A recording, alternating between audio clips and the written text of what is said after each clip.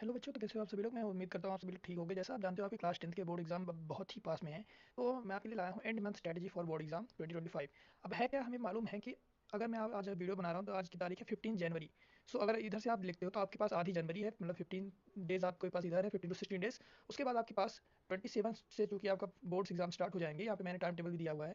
तो मेन आपके पास क्या है, टाइम जो है वो इतना है नहीं। आप अब आपके पास इतना टाइम है नहीं कि अब आप अपने सिलेबस को मतलब स्टार्ट से लेकर एंड तक एकदम पूरी तरीके से कंप्लीट कवर कर सके।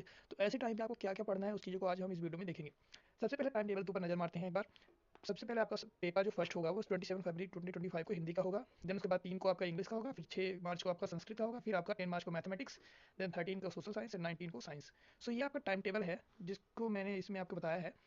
अब हमें देखना है कि हमें पढ़ना क्या है। क्योंकि हमारे पास इतना भी, अगर ये आपने सिलेबस अपना कंप्लीट कर लिया तो बहुत अच्छी बात है आपके लिए। लेकिन बहुत सारी जगहों पे अभी क्या होगा कि आपके स्कूल में अगर आप पूरी तरीके से स्कूल पर डिपेंडेंट है या फिर आपको किसी प्रकार से कोचिंग पर डिपेंडेंट है, तो हो सकता है कि आपके स्कूल या कोचिंग पे सिलेबस ना भी हुआ हो।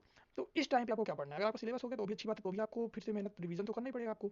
लेकिन अगर आपका सिलेबस नहीं हुआ है तो आपको अब क्या करना है, क्योंकि आपके पास इतना टाइम है नहीं कि आप सिलेबस को स्टार्ट से लेकर एंड तक कंप्लीट कर सको। पॉइंट नंबर 1 की ओर आते हैं। पहला है PYQ, जिसका मतलब होता है प्रीवियस ईयर क्वेश्चन पेपर। पिछले साल के जो क्वेश्चन पेपर हैं, आपको 2 से 3 साल 4 साल के जितने भी आपको अवेलेबल हो सकें, तो आप ट्राई करिए प्रीवियस ईयर के क्वेश्चन पेपर को सॉल्व करिए आप। साथ ही साथ आपके पास अगर परीक्षा अध्ययन है या फिर आपके पास परीक्षा बोध भी है, तो आप उसके स्टार्टिंग के जो 4 सेट्स दिए रहते हैं उसको आप सॉल्व करिए घर पे। और आप डेली पर डे आप क्या कर दीजिए, मॉक टेस्ट दीजिए। मॉक टेस्ट का मतलब होता है आप पेपर उठाइए पिछले साल का, उसके बाद उसको उस प्रकार से सॉल्व करिए जैसे आप पेपर में बैठ के सॉल्व करते हैं। दूसरा पॉइंट, सॉल्व सैंपल पेपर। जैसा कि आप जानते हैं माध्यमिक शिक्षा मंडल ने, एमपी बोर्ड ने अपनी वेबसाइट पे सैंपल पेपर हर सब्जेक्ट के लिए अपलोड कर दिए।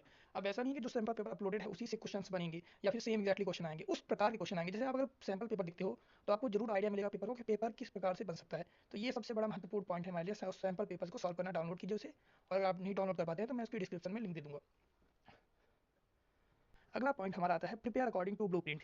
अब देखिए, सबसे पर्टिकुलर टॉपिक से कितने नंबर के कितने मार्क्स के क्वेश्चन आने हैं, तो हमें उसके अकॉर्डिंग ही अब तैयारी करनी है। स्टार्टिंग में आपने जैसे भी तैयारी की हो वो अब मायने नहीं रखता आपके लिए। जो लास्ट मंथ है ये सबसे ज़्यादा आपके लिए मायने रखता है। अगर आपने स्टार्टिंग में बहुत मेहनत भी की है और अगर आप लास्ट मंथ में क्या करेंगे, कमजोरी कर देंगे, तो आपकी सारी मेहनत मिट्टी में मिल सकती है। बट अगर आपने स्टार्टिंग में थोड़ी बहुत मेहनत नहीं भी की है, अब आप कम मेहनत की है, तो अगर आप लास्ट में जोरदार मेहनत कर दें तो आपके अच्छे खासे मार्क्स बन सकते हैं। मतलब 80 to 95 के बीच में आपके मार्क्स बन सकते हैं।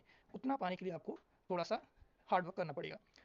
तो पहला पॉइंट हमारा था प्रीवियस ईयर क्वेश्चन पेपर। दूसरा हमने देखा सैंपल पेपर में सॉल्व करना, जो कि एमपी बोर्ड ने अपनी वेबसाइट पर अपलोड किया है।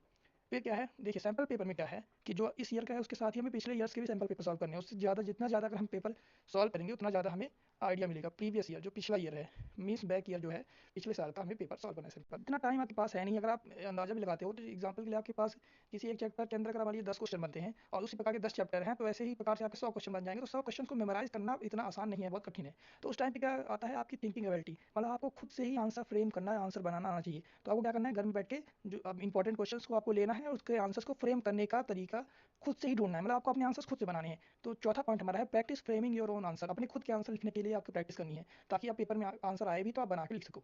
अगला पॉइंट है और एंड ऑफ द पॉइंट, आखिरी पॉइंट है, start preparing short revision notes. कहने का मतलब ये है कि आपको शॉर्ट रिवीजन नोट्स अब प्रिपेयर करना चालू करना है। शॉर्ट रिवीजन नोट से मतलब ये है कि आपको बहुत लॉन्ग लॉन्ग नोट्स नहीं बनाने हैं। सारी चीज़ों का समराइज्ड फॉर्म, सारी चीज़ों को छोटे फॉर्म में लिख के रखना है आपको, समराइज्ड फॉर्म में, है ना। इस प्रकार से अगर आप तैयारी करते हैं और इंपॉर्टेंट क्वेश्चन को आप जी जान लगा के पढ़ते हैं, तो चांसेस हैं कि आप अच्छा स्कोर कर सकते हो बोर्ड एग्जाम में।